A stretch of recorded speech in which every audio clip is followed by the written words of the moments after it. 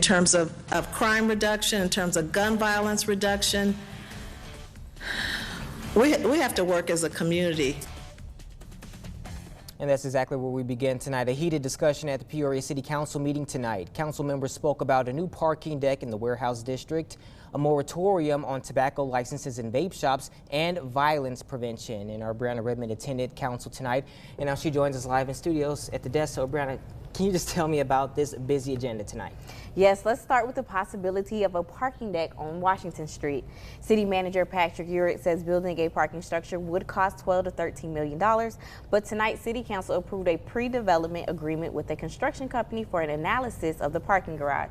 Over the next 6 months, the company will see if it is feasible for them to build it, finance it, and maintain it. The parking structure would serve buildings on Adams, Oak, and Washington Streets, and with this agreement, it would cost the city $110,000. People will still need to pay to use the parking deck at probably about $70 a month, but the cost is not yet set. Urick says the need for parking is increasing.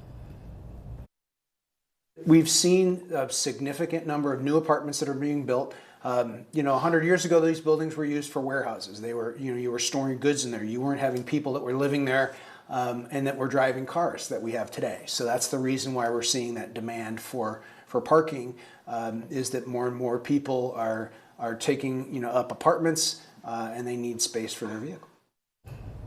Now, this doesn't necessarily mean that the parking deck will be built, but it is in a step in that direction. All right, Brian, and I also understand that there was an ordinance that could impact new tobacco and vape shops, right?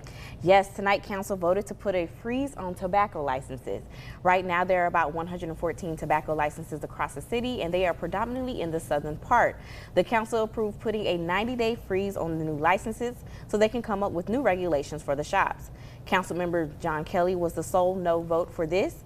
He says he believes a moratorium is going overboard to combat the problem of alleged illegal trafficking and selling of unauthorized products. So if we got a problem with it, that's really a problem, and I'm not denying that that may be so.